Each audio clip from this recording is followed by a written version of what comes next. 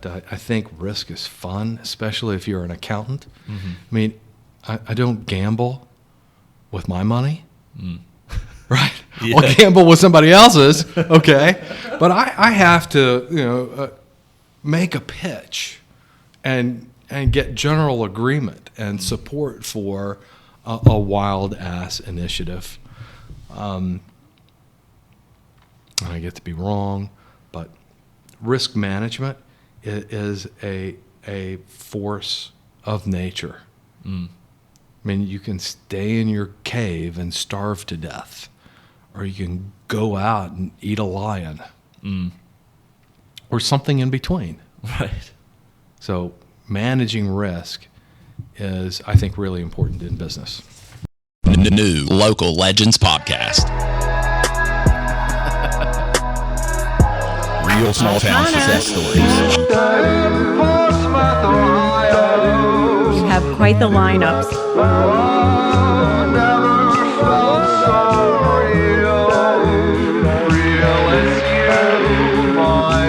We believe that if people know better, they can do better. When you kissed me by the river. Sponsored by Glockner Enterprises. As pies are made at Glockner Chevrolet.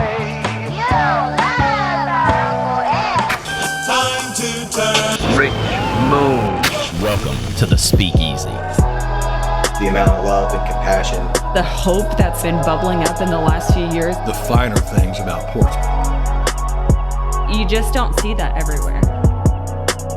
Local legends only.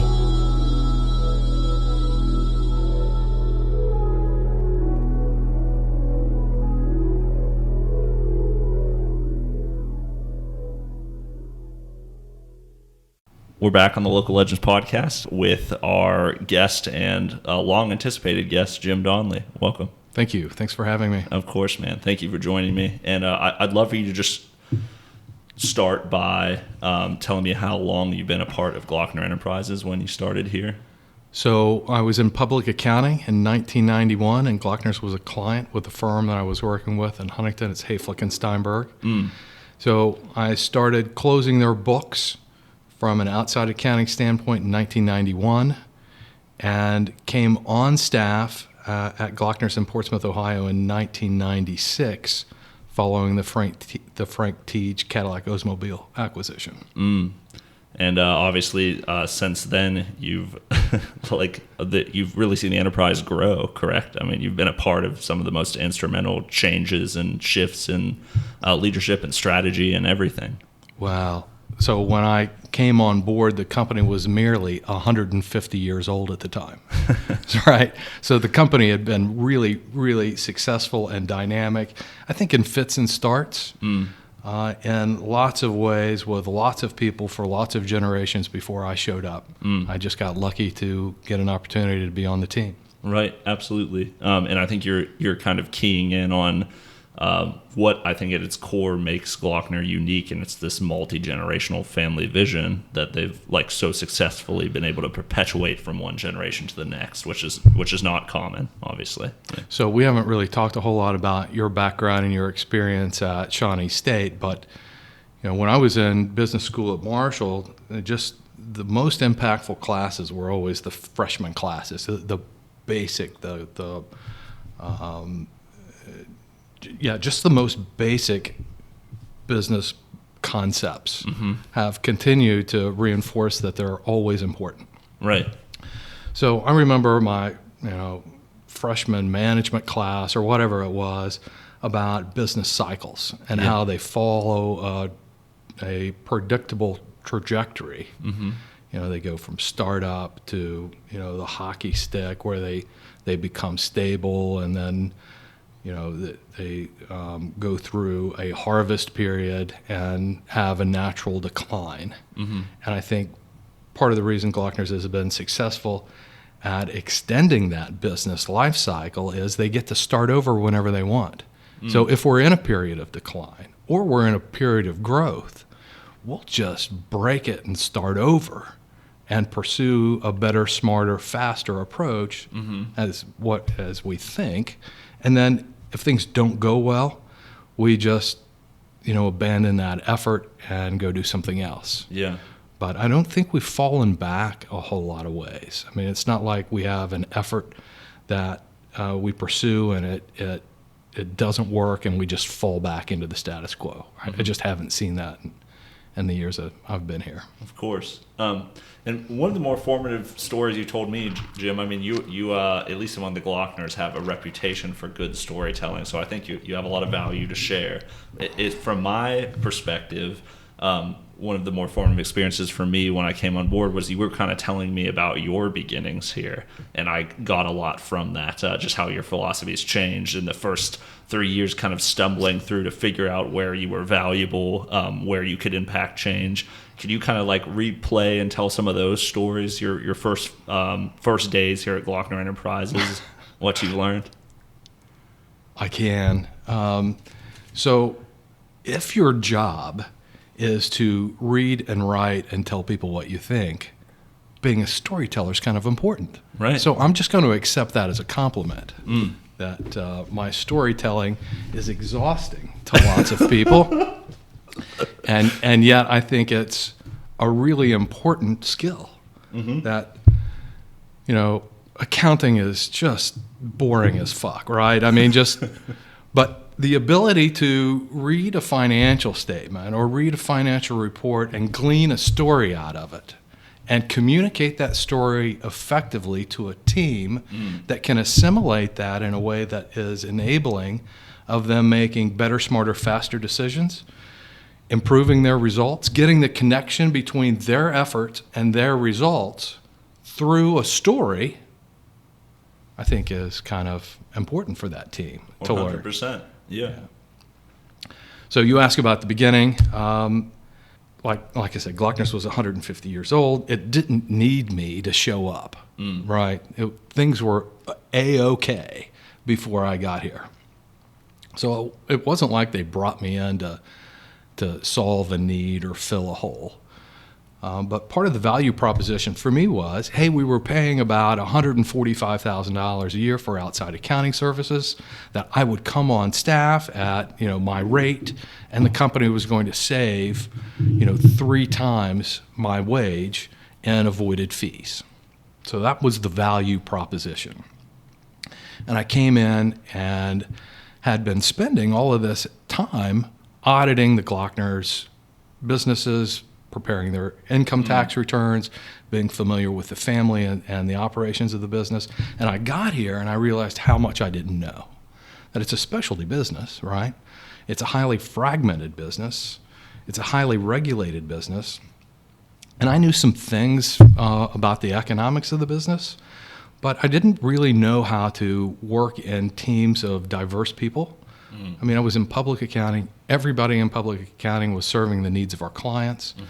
Client service was the most important thing. Everybody was rowing in the same direction, that we had a reputation at stake, and we needed to provide value for the time we charged clients all the time, the whole time we were there. And you're billing 6 minutes of your life to a client who deserves to have service for that fee. So I showed up unprepared, didn't know I was unprepared. A couple things happened. I began benchmarking the operations as a way to just understand what's happening. And that was really important for me. So I would see what I'd see. I'd go to Jim Cassidy and I'd talk to him and I'd say, help me understand this. Am I looking at this the right way? I would do the same thing with Rick Puckett. I'd do the same thing with Gus Saltzman and Butch Kelly and Brenda Thompson and at some time, Eb Glockner asked me what I was doing, and I said, well, I'm looking in this department, and I'm trying to figure out how this makes sense. I mean, Rick Puckett wants to buy a tractor and a trailer to haul fuel, and he wants to put an $18 an hour man and driving this, $50,000 truck and the $20,000 trailer, and he wants to sell 7,500 gallons of fuel for 2.5 cents a gallon. I'm having trouble seeing how this makes sense. And Eb says, hey, Donnally, you're a fool if you think you can just write that down and have people understand it. You have to write a story to tell people what that means. So that was really informative to me. I mean, Wow. having Eb Glockner call me a dumbass and tell me what to do, I listened, Right. and that was very helpful. Just quick interjection, Jim. As far as the boys' place in the business, like Tim, Mike, and Joe, how were they involved, or were all of them yet involved? Can you share a little bit about that? Andy, So another time, Eb Glockner told me I was a dumbass. I'm brand new on staff. I've got a home in Huntington. I'm looking for a place to live, and Eb had an interest in a Cardinal community rental property over by the 2 bowling alleys. And I said, Eb, I'm having a hard time getting into this Cardinal community. I need a place to live. He said, Donnally, you're dumber than hell. Go over to the dam and pick out a house. So I did. he fixed that problem right away, didn't he? Yeah, he's just a problem solver. So I'm sorry, what was the question? It's okay. That's a brilliant interjection. I was asking about when you arrived, how were Tim, Mike, and Joe? Oh, right, was right. everyone, Andy? Thanks. So Eb had an office in the trailer used by Quality Car and Truck. And the story is it was a 1958 trailer, office trailer, that had been hit by a train. That was a good pickup. And that's what we were running the commercial leasing and loan operations out of. And Eb Glockner had an office in there, and it was trashed all the time. He had this big-ass conference table, 6 orange chairs around it. So each of the chairs had just shit stacked up on them. The desk, it's right outside Mike Glockner's office now at the plaza. Beautiful table, stacked up with shit. So Eb kept an office in there. And I'd come up and do the audit. He'd come out, and first time I met him, he smacked me on the shoulder and he said, I bet you're a very nice young man, but you're just too expensive to talk to. And he just kept right on. But at that time, so I began living at the number 4 house at the dam in 1996. And Tim Glockner was at Xavier. Oh, wow. So he wasn't in the business yet, hadn't graduated from college. Maybe he hadn't even gone to Xavier. I'm not exactly sure, but he was not in the business. Of course, Joe wasn't either, and Mike wasn't either. They were all, in primary school. Wow. But nobody lived at the dam except for Leo Glockner at the time. Oh, wow. So Leo lived over there full time. Eb and Joanne still used the number 1 house, but didn't stay there. And then Mike Leslie was there in the farmhouse. We bought the dam farm in 1996. Yeah. And so there was not very many people at the dam, and the boys weren't yet in the business. But Tim had been schooled on reading financial statements since he was 13. So Eb would walk him through the financial statements. It's amazing. Yeah. All right. So you've asked me to interview here before, and I've just said no. As why? I'm not an entrepreneur. I'm not a legend. I'm not somebody who's put it all on the line. And then you started interviewing retirees at Glockner's. And the thought was, hey, these people have, some experience over time and have a story to tell about, the Glockner experience. And it's an opportunity to catch a moment in time also about where people are. And so I think that people aspire to do what we have to offer here, and that is bring themselves to a career, make a difference for themselves, their family, the community, the company, and to leave in retirement with their health. They've turned the page, but to have a successful working career, I think is quite a blessing. So anyway, why am I talking now? You're interviewing retirees. I've turned in my 52-week notice, which is dumb as hell. I get it. Immediately became a lame duck, right? I mean, completely get disregarded, but it's entirely fine. Again, the company was successful for, Right. a really, really long time before I got here. They'll be successful for a really long time after. Of course. I leave. My boss, who was really generous with me and wanted me to succeed, had some structures set up when he left that don't exist anymore. And I certainly don't expect that the structures I've put in place or negotiated with our staff to put in place are going to survive unchanged. I mean, it's just not going to happen. So anyway, that's why I'm talking now. I thought, hey, what kind of story can I tell? So I wanted to tell the story about why you're interviewing entrepreneurs, what opportunities an entrepreneur would have inside of our system, and what we value as an organization. So if I can talk about that.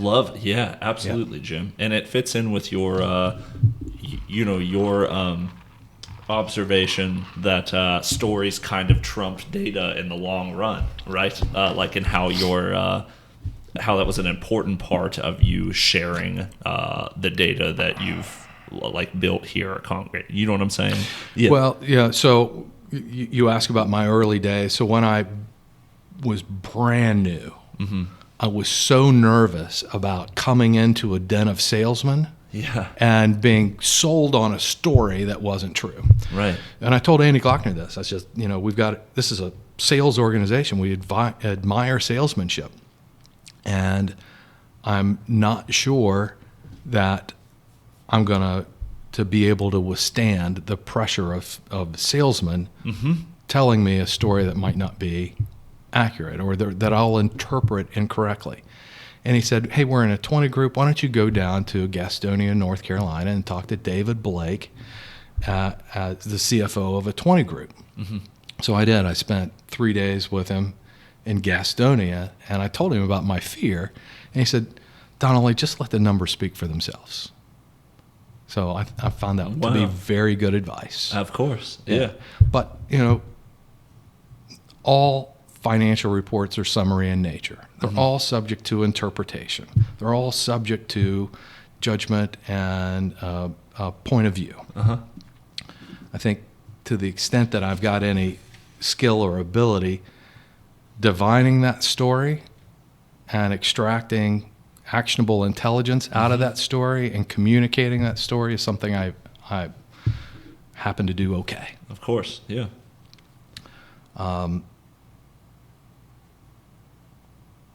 So anyway, I wanted to talk real quickly about my influences. It's my only opportunity here on the local legend. Yep.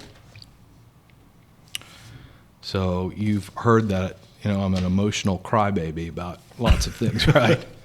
So maybe I'll get back to these influences. But I think religion, education, and travel are the things that impact who we are outside of, maybe race and geography. But those are the biggest influences, I think, that model or that influence how you think about a thing or how you approach a thing.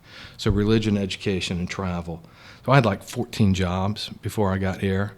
I had 6 majors. Wow. In college. So it was music, theater, philosophy, biology, economics, and then accounting. What I knew for sure was I didn't want to do anything for the next 40 years.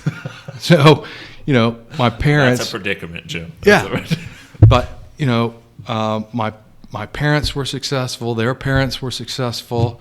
And my dad went to engineering school and was an engineer for the next 38 years. Wow. My mother went to nursing school and was a nurse. She was a nurse until 2 years ago, until she was 78. Oh, my goodness, Jim. I didn't know that. So what I'm seeing is you pick a major and you're stuck with that damn thing forever. Yeah. Right? So I knew I didn't want to do anything forever. Sure. So I didn't. I floundered really badly. But because I had all of these different majors, because it took so much time to get through school, got a broad range of influences, right? Of course, Didn't yeah. go to an Ivy school, but you know what? The textbooks that Marshall was offering were the same school, or the same text that Yale was using, Yeah.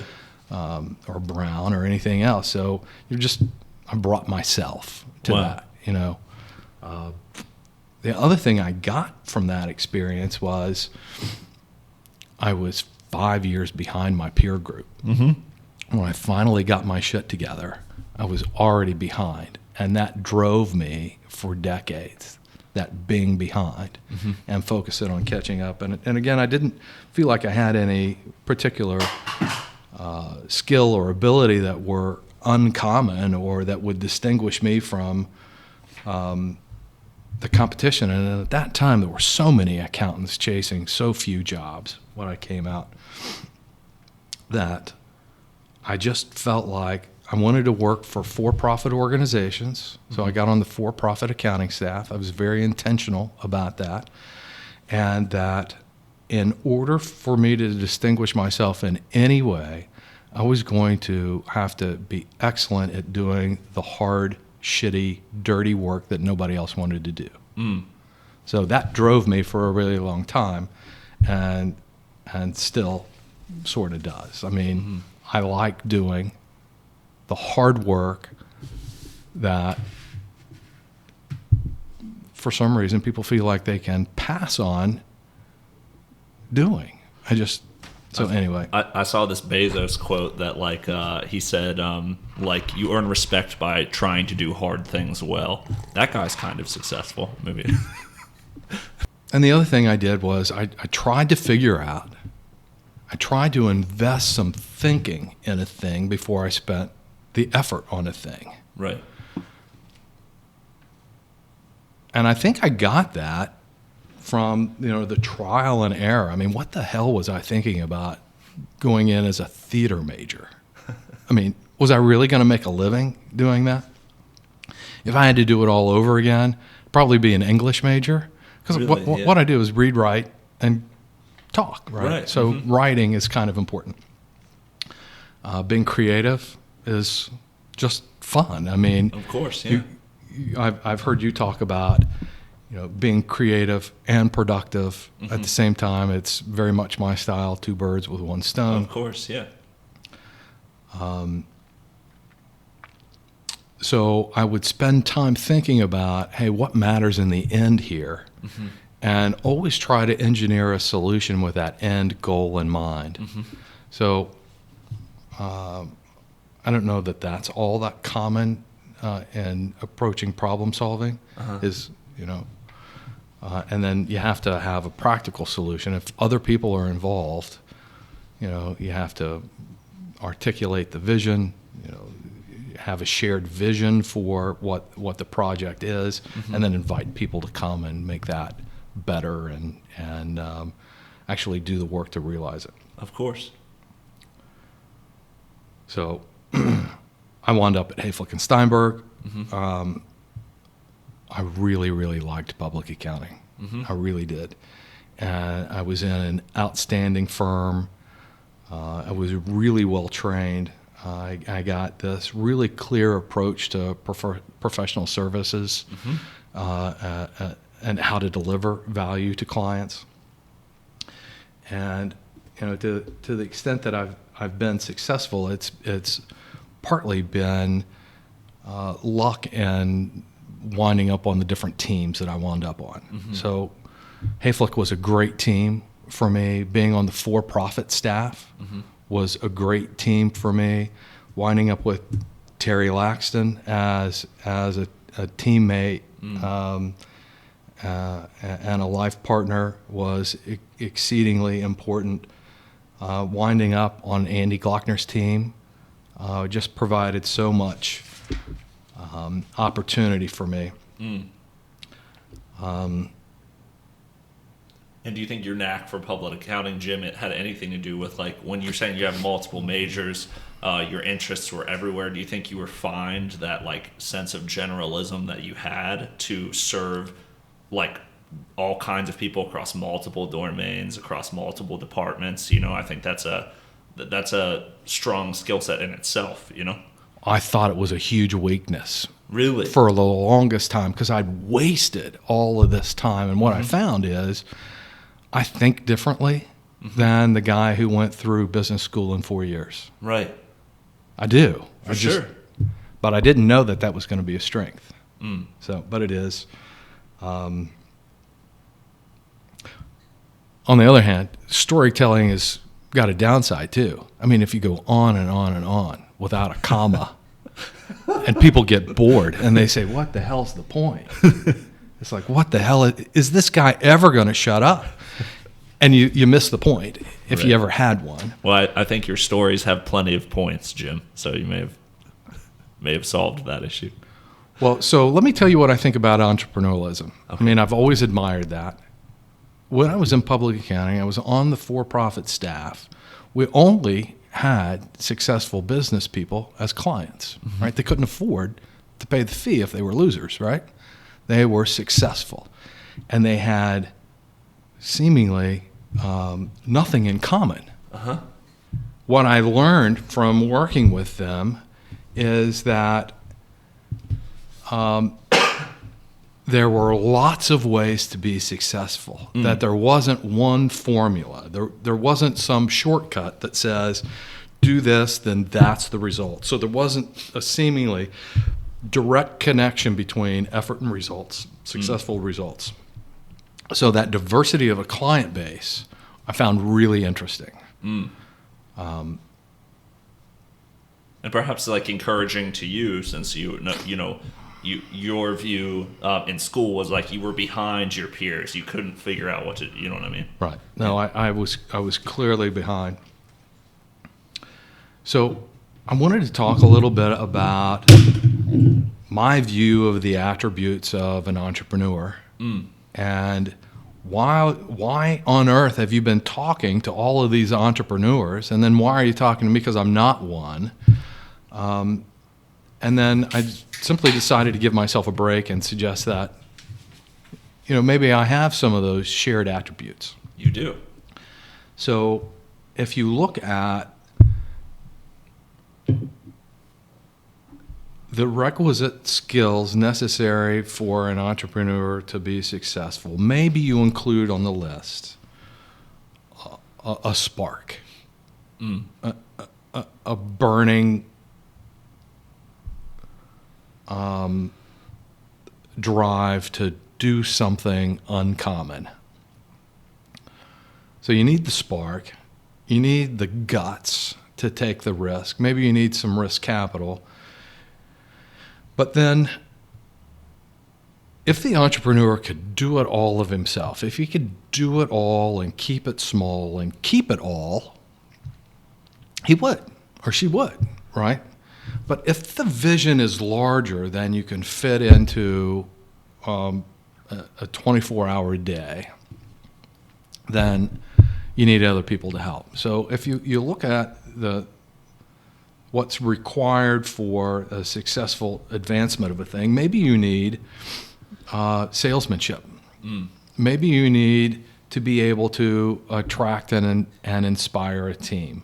Maybe you need some marketing abilities. Maybe you need some administrative skill in managing the operation, dealing with the lenders and the bureaucrats and the administrative burden of the organization. Maybe you need some accounting oversight.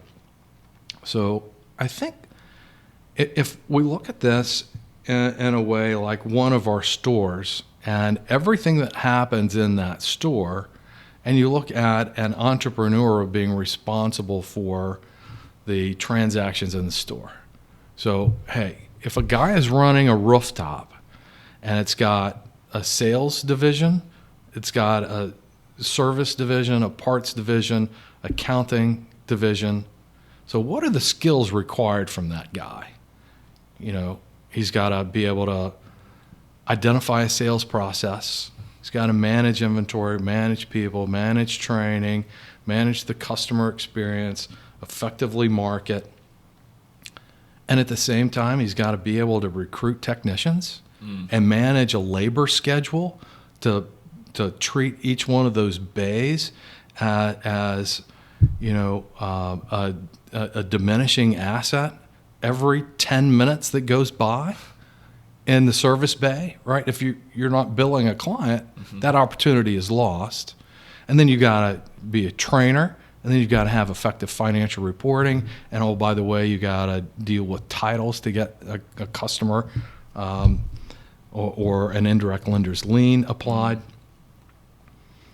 And so when you think about all of the demands on that guy, and then you need to replicate that store after store after store, it's not replicating the functions in the store, it's replicating the man or woman who's running the operation.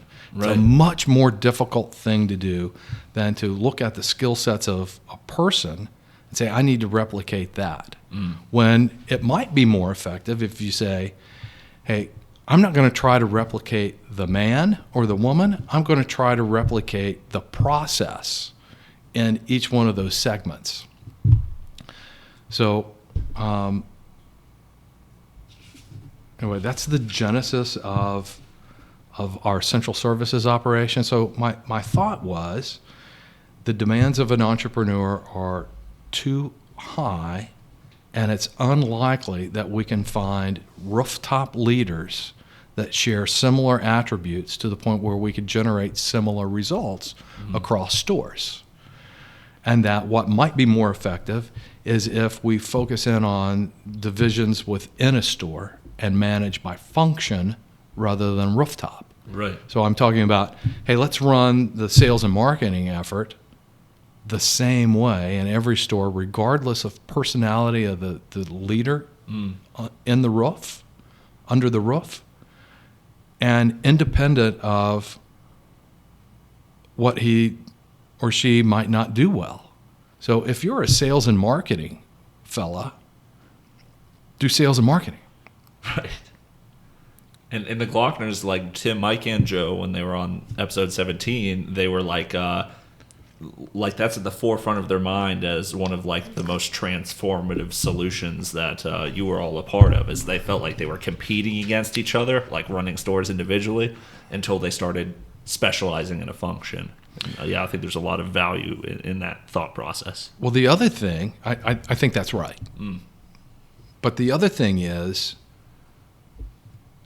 when we have rooftop leaders with uncommon skill sets who are competing against each other, then change is always negotiable.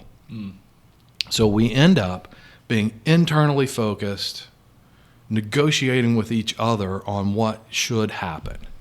And then when you break that down and you say, okay, I get it. You have a passion for sales and marketing, or you have a passion for service delivery, or whatever it is. I'm going to let you succeed in what you're passionate in.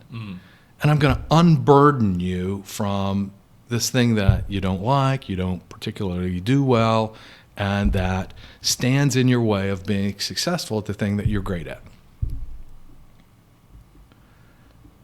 And then you've got people in similar positions within a store who aren't responsible for the whole thing, but a narrow thing. It can be a big thing, but it's a narrow thing. The focus is narrow. And then we began not looking at each other as, I have to beat you in order to win, to what do you know? What do I know? What do we know? What can we do to be better, smarter, and faster? What can we do to define the customer's experience at a Glockner store, regardless of which rooftop they happen to stumble into? Then we can move much more quickly. And, you know, it's before your time, but we had a dumbass book club at Glockner's.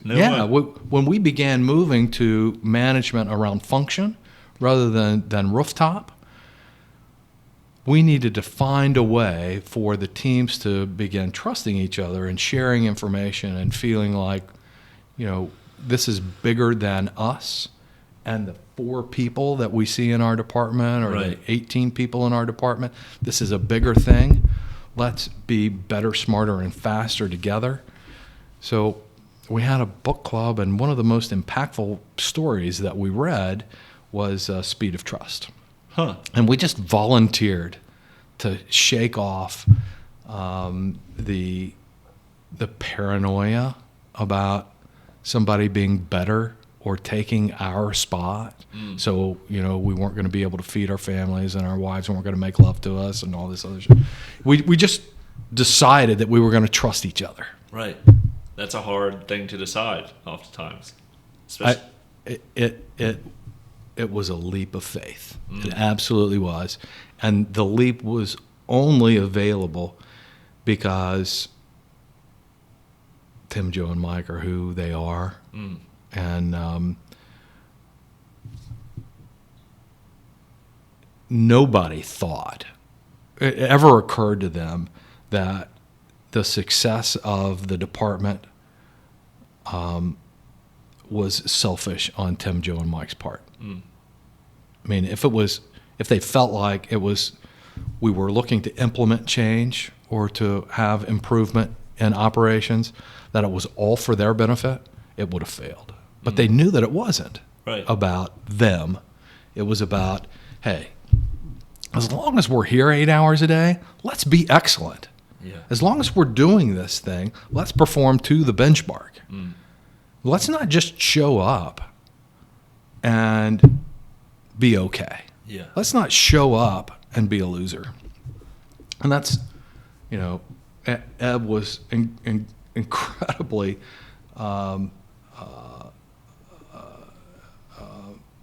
dynamic in running the organization.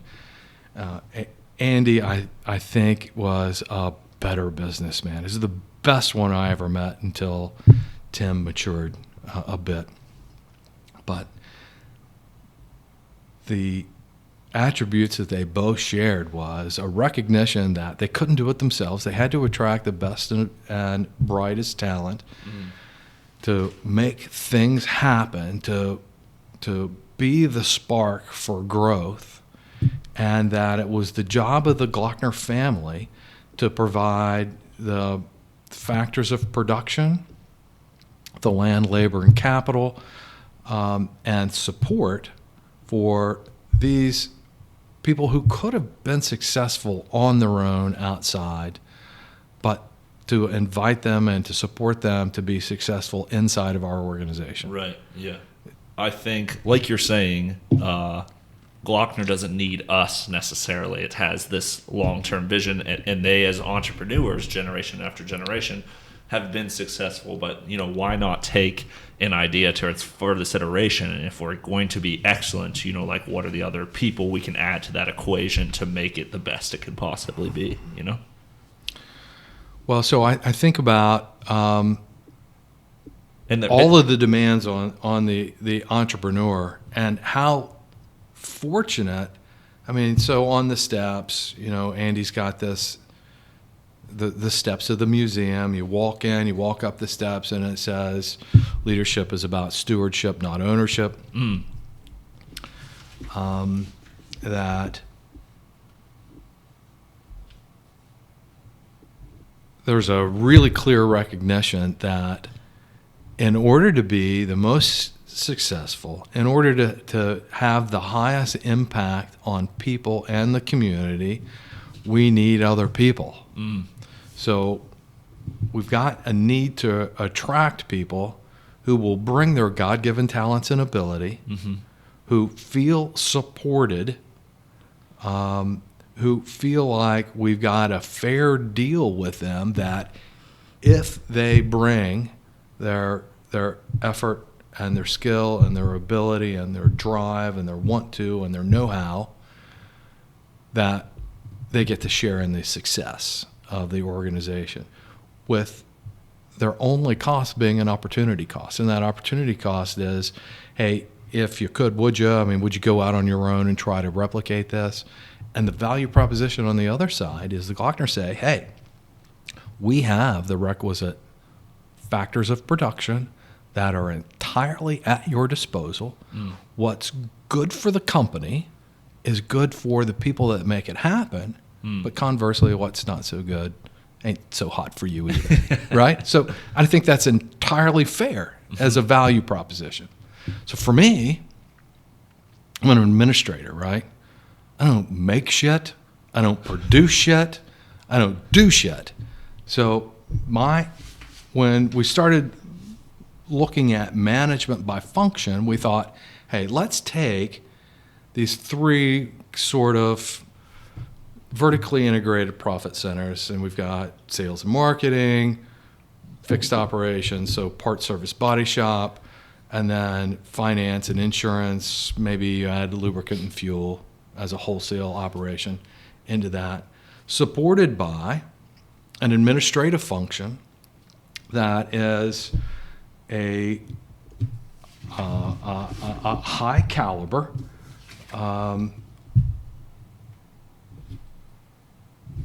organization that's efficient, effective, reliable, consistent professional service provider that unburdens the productive departments generating sales and gross profit and retaining that gross profit.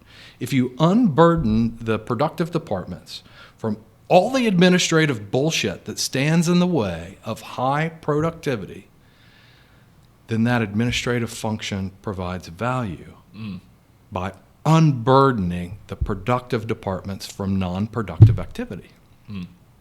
So that made sense to me, and I really conned the Glockners into letting me try. I said, hey, I would like to take our 5 accounting departments and our 17 title clerks, and I want to axe murder that structure. I want to destroy it to the point where it cannot be rebuilt. And I want you, Andy, Tim, Joe, Mike, I want you to back me up for 90 days. And they eventually said, okay. And then I went to all of the division managers, all of them, Tony Crick, Gus Saltzman, Rick Puckett, Brenda Thompson, Ralph Carty, Butch Kelly, and I said, hey, this is what we want to do. And what you get in return is 6 weeks worth of brain damage. But then everything is going to be better, smarter, and faster, more consistent. You can make better decisions, and it will be less expensive in the long run. And they all said, okay, right? And well, I asked for 90 days from the Glockners, and I'd asked for 45 days from Tony Crick. I got 3 days. I got 3 days to get it right. And it wasn't about me. I mean, we planned for this transition. We had people in place, and we put it together, and we knew that we weren't ready, and we knew that we would never be ready, and we just went instead. We did it anyway. And everybody moved out of their office into a new facility. Everybody lost their office, including me. And we sat in a room and we figured it out. And it was really the first time I'd done accounting at Glockner's. Wow. And Jim, just to lend to that story, like I know at least a big portion of any success that I've had here, and I think it's a common denominator among the successful people here and in the organization, is that the Glockners are very, although it's their vision, it's their family lineage, it's their company. They're very open-handed to new people coming in, to new good ideas, even if they can't see, if they don't have full visibility in what you're saying. You know what I mean? They're measured and certainly think hard about the proposed changes, but I think they allow room for other people at the table, and that is like a huge success variable. Well, I mean, they're smart, Yeah. they're educated, they stay current, which is an effort. And then, we don't pay people dearly so that they'll listen to us. We pay people dearly so they'll help us. So if we're not listening, I mean, and it's really a negative for an organization. You attract people in, and you don't let them bring themselves to the job. I mean, it's it's non-productive. For sure. To work so hard to attract and retain people that can make a difference and lead a team. It's really about them bringing themselves to the job, because I think the best in our organization are those that could succeed independently. So we have to give them more than they perceive like they might get in a relatively midterm. So if you were to start your own thing, you'd find some Chinese manufacturer that's going to let you put up a franchise.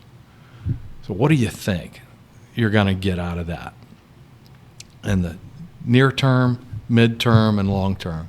Right. Maybe long term, that's an outstanding idea, but you got to struggle for decades. Right. So I think the value proposition is, and everybody makes their own choices, right? But maybe a person that can succeed on his own says, hey, Glockner's is offering me this. I can bring myself to this. They've got every resource that I don't. They're going to unburden me from all of the non-productive activities that I would have to endure on my own. And in the short run, I'm going to be much more ahead with Glockner's. In the midterm, I'm probably going to be ahead going with Glockner's. In the long run, who knows? There's no guarantee of success, right? So the real cost of an entrepreneur coming onto our team is an opportunity cost. So they make their own choice about what that is. I know we're absolutely sincere that we want winners. Winners get to come and win. Winners get set up with all of the requisite resources to be a winner, to stay a winner. The biggest difference between Tim and Andy for me is they both are absolutely sincere about the community. They're absolutely sincere about our employment base. They're absolutely sincere about running a winning organization. I think they're both absolutely sincere about providing resources in an open and transparent way. I think they're both incredibly sincere about aligning interests with the family, the ownership group, and the profit center leaders. The biggest difference may or may not come as a surprise, but Tim interjects something that was missing in the prior iteration, and that is a performance standard. So we can attract somebody and invite them in, and if they can't perform to the benchmark, if they can't reasonably perform, they can't work here. And I think that's entirely fair. For sure. And that's a development in the current iteration of management, the sixth generation, that it's a sink or swim environment from that standpoint that I've always thrived in. Right. So. Right, and like you're saying, on top of that, you all do a swell job at providing the resources necessary to win if you accept the challenge. Yeah. Again, this whole concept of reading, writing, and telling people what I think my parents were such an incredible influence on me, and the impact that they had on me. And so my parents were born in 1942. I was born in 1964, and those are the brackets of the baby boom generation. Right. So they were like brand new baby boomers, and I was like the very last. And so they had all of these attributes that I kind of share.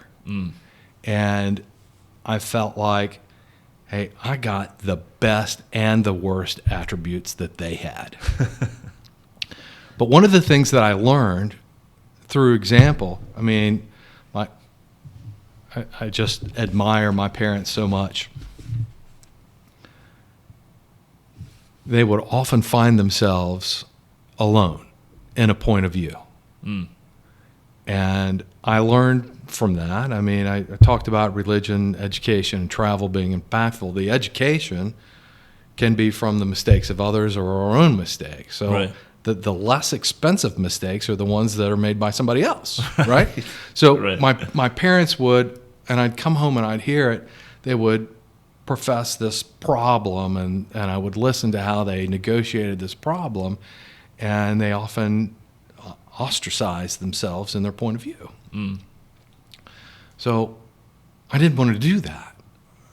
I wanted to be an honest arbiter of economic reality as I saw it, knowing that I might not be right, but I wanted to suggest a point of view and a direction that we would follow, and then whatever was decided, I would get on board. I would work really hard to make that effort successful based on the team's decision. It didn't have to be my decision. Right. It often wasn't my decision.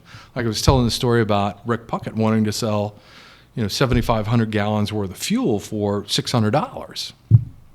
With all of the requisite credit risk and liability risk of driving a bomb up and down Route 23, right? Yeah. It could tip over and blow up. And anyway, whatever decision was made, I was going to get on board and try to make it better. And I think that was an uncommon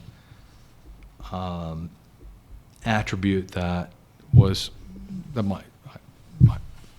was different for me from the previous generation.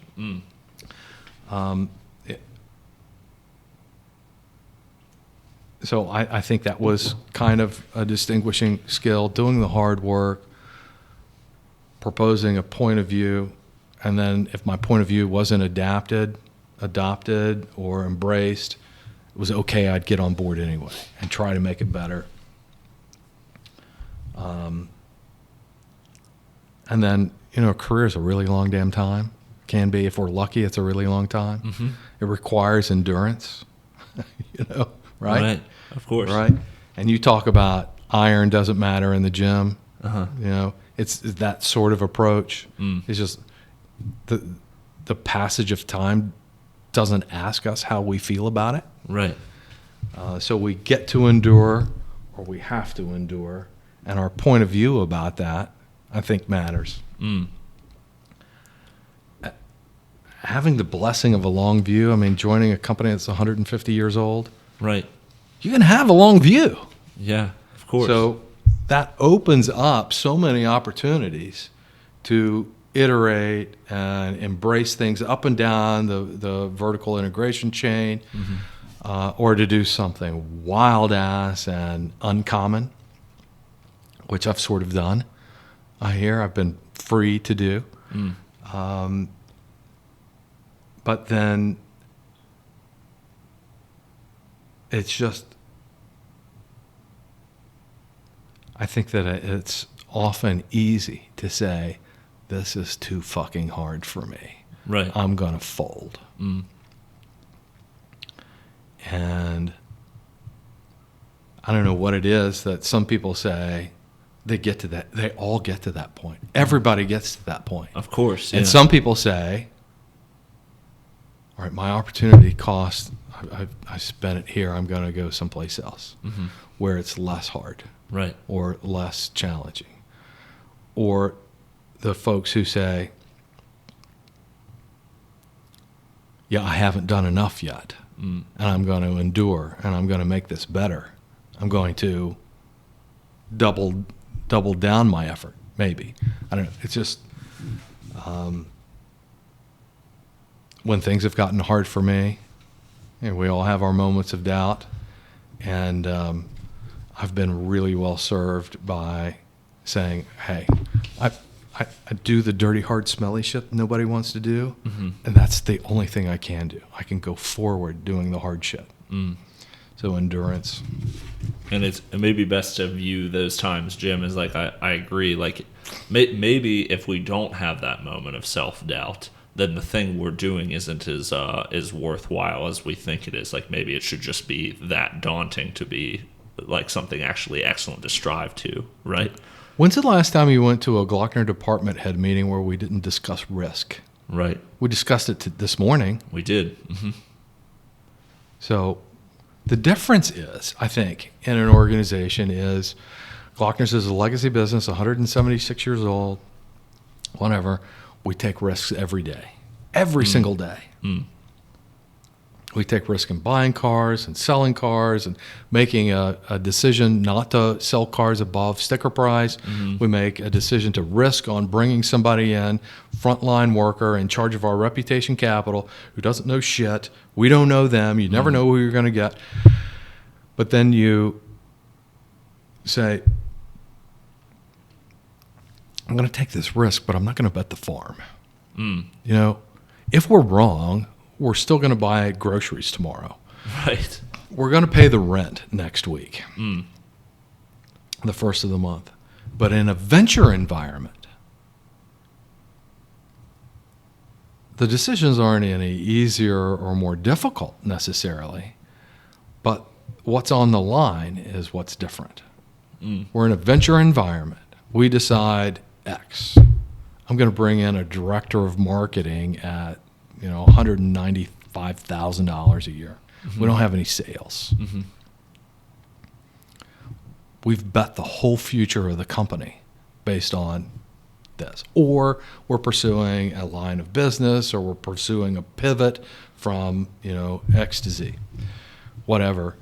In a venture environment,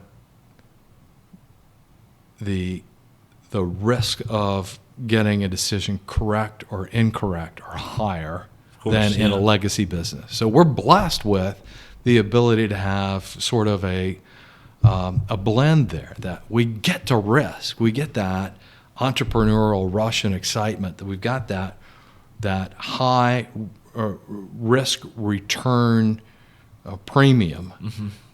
And yet, if we're wrong, we get to stay in business. So it's quite an admirable spot to be in. So, if you will, let me talk about the employee benefits at Glockner's. Of course, yeah. Yeah? So, I just have in my notes here why Glockner Central Services. So it's, again, the demands of the entrepreneur. We wanted to backfill some of the least important skills of an entrepreneur by being a service provider of non-productive activity from an HR, IT, legal, and accounting perspective. We wanted to unburden teams from non-productive activity. We wanted to be the arbiter of economic reality. We wanted to provide a reliable smell test based on our actual results. And then our books and records ought to provide a basis for decision-making to help clarify what's possible. Or how are we doing relative to the industry? Are we, meeting our stated goal of being the benchmark that others aspire to match? And then we wanted to just be excellent. I think that the ability to attract employees includes the freedom from being a douchebag. I mean, if we're operating in a way that glorifies God, that we can go to our grandmothers and say, I'm proud of what I do, I'm proud of the organization, I'm proud of the services that I provide, I'm happy with the opportunity that I have, is an incredible employee benefit. Working with winners is an incredible benefit. If you're going to be on a team, would you rather win or lose? You'd rather win, right? So our organization is full of winners. And winners get to win, whether you're black or white, man or woman, old or young. If you win, you get an opportunity to stay and win. If you're a loser, we'll leave that blessing for you to work with for somebody else. And then we're encouraged to bring ourselves to the task, right? So what we have is not, our ability to turn wrenches at a high rate, right? We get to bring ourselves to the task.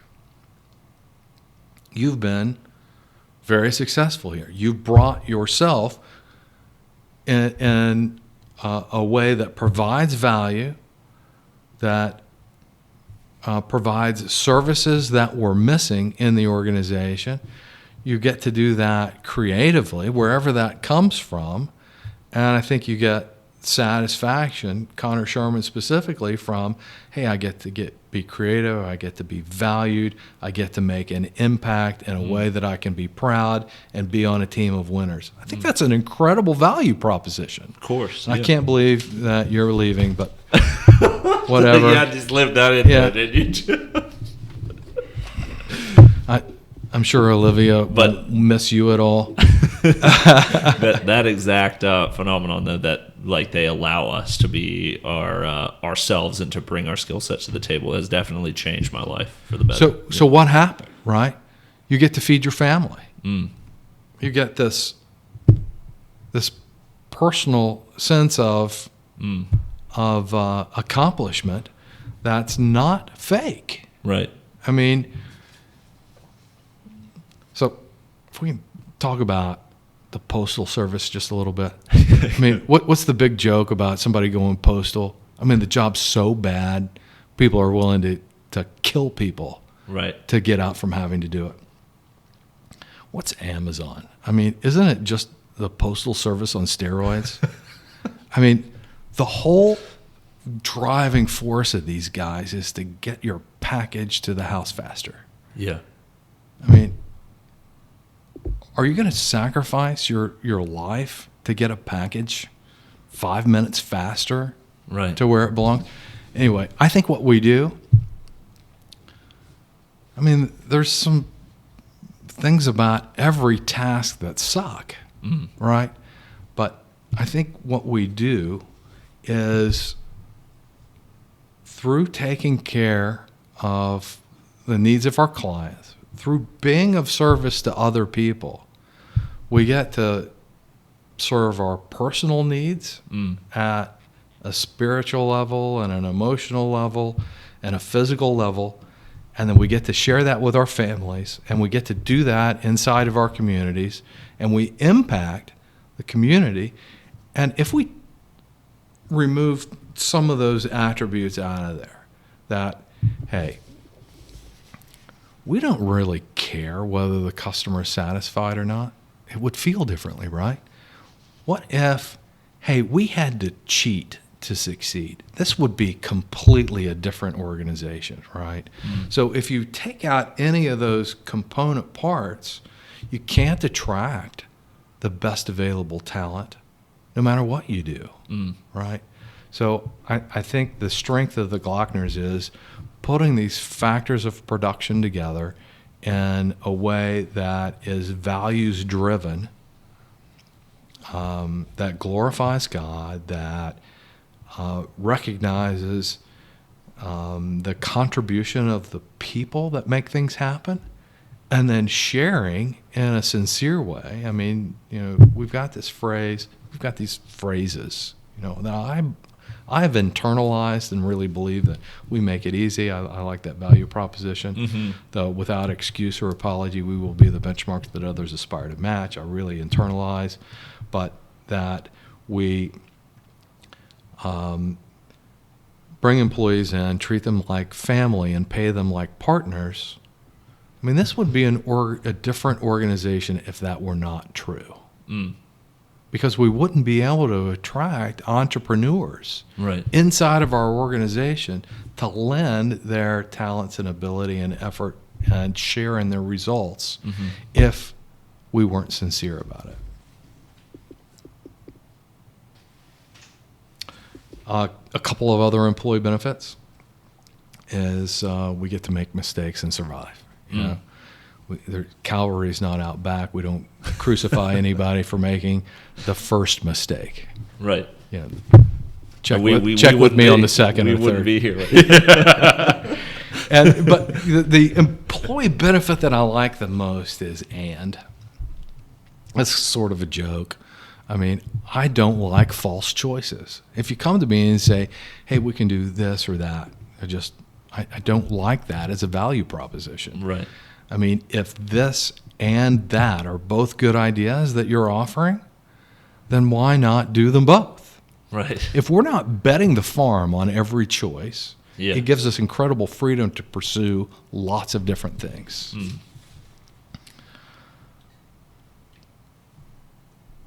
So, are we ready? We're ready. Okay. So I told you about all of these dumbass pursuits that I had, from music and theater and philosophy and biology and economics. And then I wound up in accounting because I was completely tired of being poor. And I knew I could do it. I'd been around accountants. It was the last thing I wanted to do. What I wanted to do was be an investment banker on Wall Street. What I wanted to be was an M&A guy who made shit happen from an idea. You know, I don't know. Last time we talked about it, I've got this promo board from Mud Marketing when we first hired them, and it's a hand with a pen, and the hand is in flesh colored and the pen is black, and it's drawing a dealership.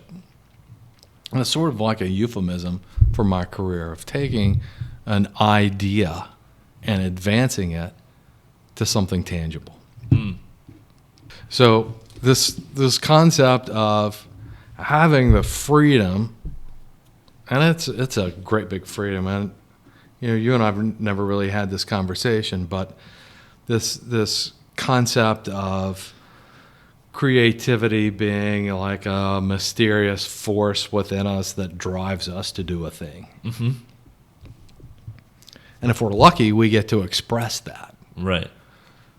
And if we're not so lucky, we have to repress that or don't benefit from that. Right. So I think that creativity to take a concept and develop it and marinate that and develop that and then attract resources to support that and to turn that into reality is just an incredible force. So I wanted to talk about the forces on Earth that make sense to me that I think are really, really powerful. And I think love is the first one.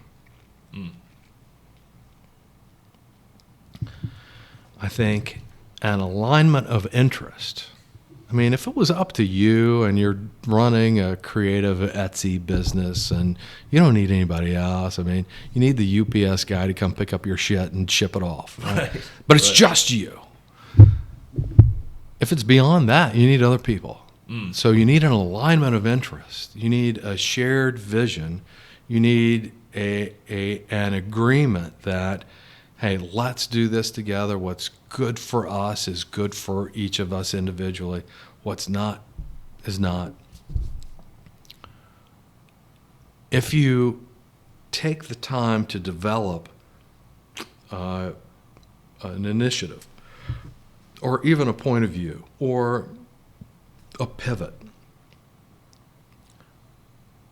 and it's you and you're dragging all of these people with you, versus, hey, I've got this idea, I've got this pivot, I've got this new effort. Will you come join me? Will you come make this better? Can we go together? That alignment of interest is an incredible force of nature. Of course, you can't be a scumbag and you can't be insincere and you can't be a dick. Another incredible force of nature is inertia.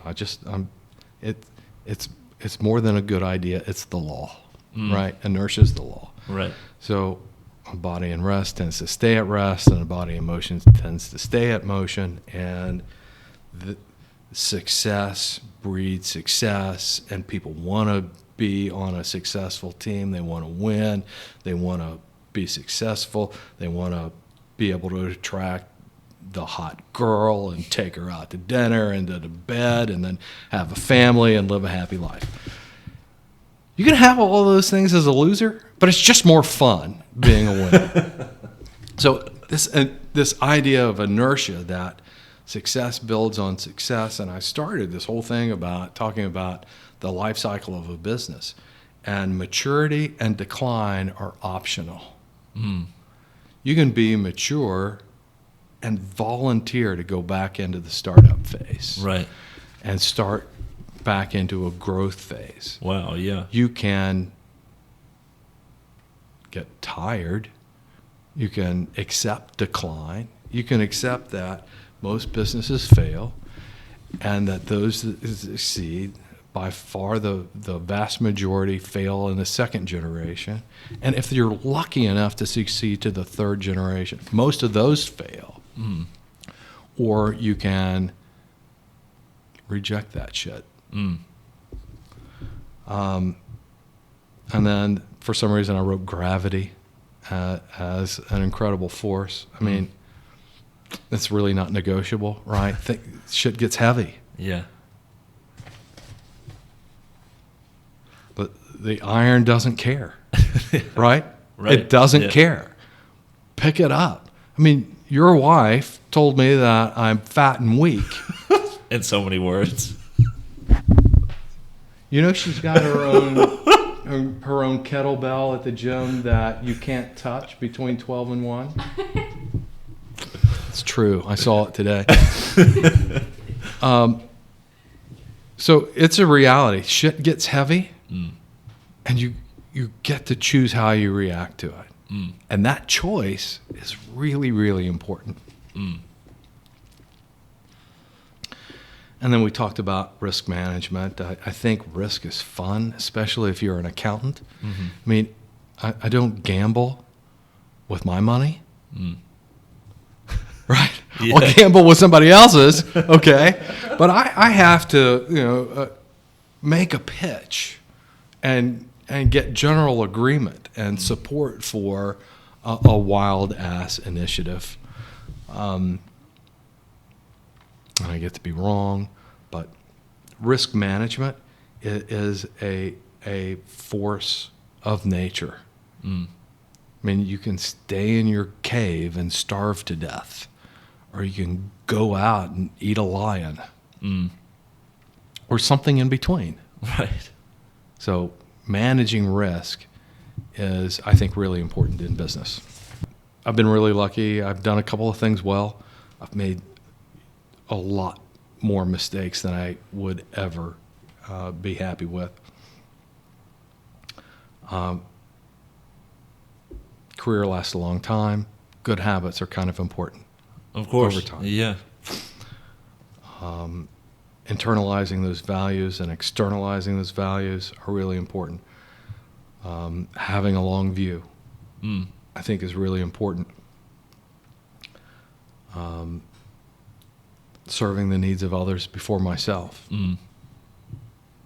Just, if I serve the needs of myself first, I can't imagine what fraction of success I would have enjoyed.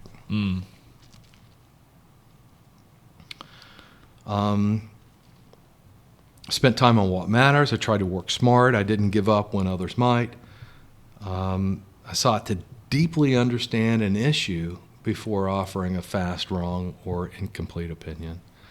And I think that's fairly uncommon, that oftentimes things are so complex and there's all of these interconnections between efforts and results that we don't take the time to understand the connections between the end goal of the effort and the processes that get us from here to there that we don't understand. And we make wrong choices, and then it becomes overwhelming and we think, well, that's too hard, and we give up on the effort. So I think the investment of deeply understanding a process before you change a process is kind of important.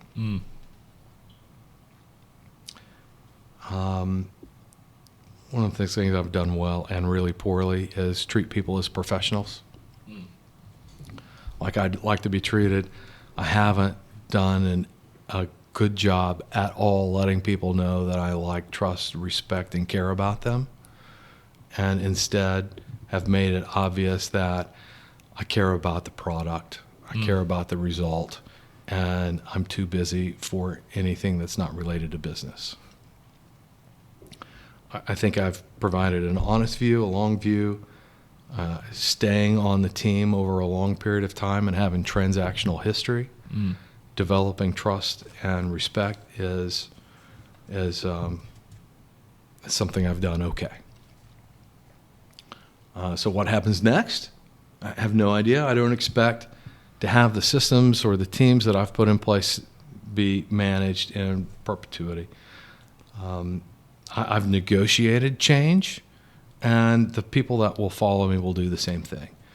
And I have great faith and trust that they'll do that in a right-minded way that lends themselves to being of continued service to the organization. I think what happens next is the company will prepare to perpetuate itself to the 7th generation. Mm-hmm. That's really exciting. It's a choice, right? It's not foregone, right? But what I really expect is that our systems, variable operation, marketing operation, fixed operations, finance operations, wholesale operations, insurance operations will continue to attract and retain qualified staff. I think we'll continue to support and value new thinking, new technology, and maintain our focus on performance and our community. We're sincerely not doing this out of personal greed. So you interrupted my start, so I would like for you to consider, hey, you're interviewing all of these old guys who are retiring. You're leaving to selfishly pursue something else. So I don't know if you'll consider switching chairs here for a bit and telling us about what Glockner's was when you arrived and what you've done and what you've contributed. Well, like you said, Jim, I mean, I really, like Glockner's done a lot more for me than I've done for it. You know, we're a part of like this amazing story. And I really, like on that question you asked, I really relate to your idea of inertia. Like, Glockner's changed not only my skill set, but the way I view myself and view how I fit into a larger story, right? Which is like, I stopped asking myself, what can I go get in the world or not? You know, it increased my ambition, didn't decrease my ambition, but it started making me ask, like, you know, how can I serve others? And like, what value does my skill set bring instead of vice versa? You know, what value can people bring me? And I think that's and so I had basically the Glockners let me try a bunch of stupid stuff, and some of it stuck. And I'm like proud of the things that we were able to accomplish together. And my goal is really to make things that last forever. You know, and everything I do won't do that. But when I watch people like Eb Glockner and what he did, what you've done here, what the Glockners have done here, you know, I want to create things that continue to impact people on a level other than profit, you know, and that's important to me. But like I said, Jim, man, I think people are really going to get a lot out of what you shared here, the stories you shared, the ideologies that you've shared with us. And I think that's what makes your impact so great, man, is it comes from a place of service. And I appreciate that. And I know everyone else listening does too. So you've been here for like, what, 15 minutes? I mean, you've made an incredible impression. You've made an impact that, I mean, you have this audio-visual anthology of a segment of time in a really uncommon business that is not going to evaporate.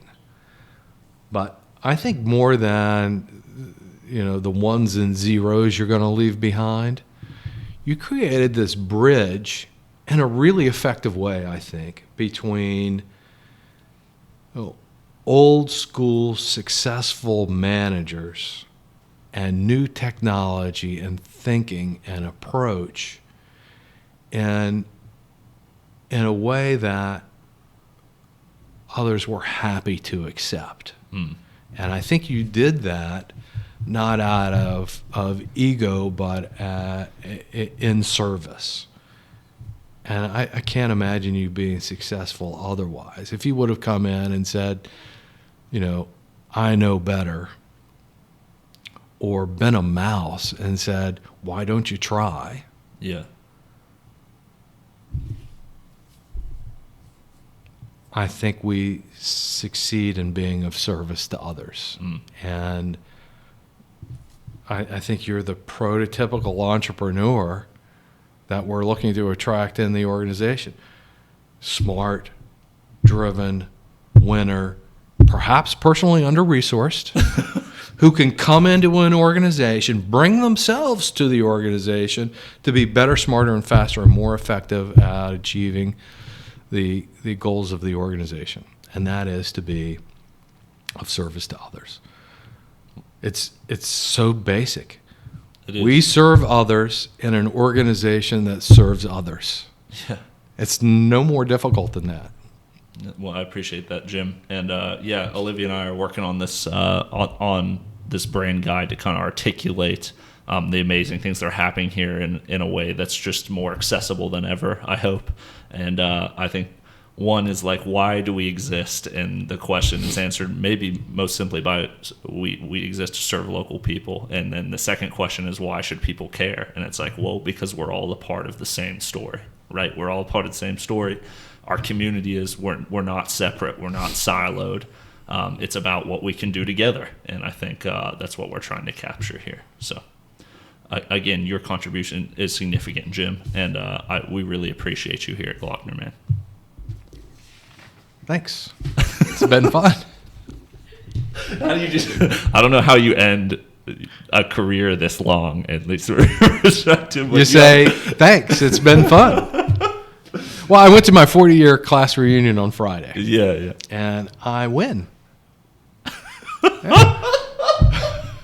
I mean, I'll tell you the story. I barely passed high school. Okay. I mean, it was by the narrowest of margins.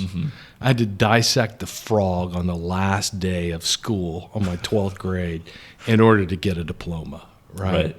So I went to college at 17, was not ready. I was born for the military.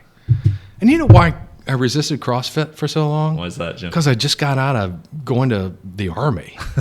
Just barely. I was just doing this. So to have wound up exceeded all of my goals by a wide margin because I picked the right team. I picked Terry Laxton and Andy Glockner and then Tim, Joe, and Mike to be on their team. And just, so much of our stories are around, sports and anecdotes and just to be on a team that's rowing together, that can pivot together, that risk together, that knows that the effort has very little to do with them personally, is just an incredible benefit and provides incredible freedom. We can risk and win, we can risk and lose and survive to fight another day. But I mean, the community dollars picks winners. And I know we're not done, but the moment we stop being of service to the clients that we serve, we lose. So that's the focus. Let's be of service to our client base. Let's be of service to our employment base. And then lots of things take care of themselves. Once we become more interested in ourselves, we get the blessing of working for somebody else. Jim Donnally, everyone. Thanks, Jim. Thank you. Time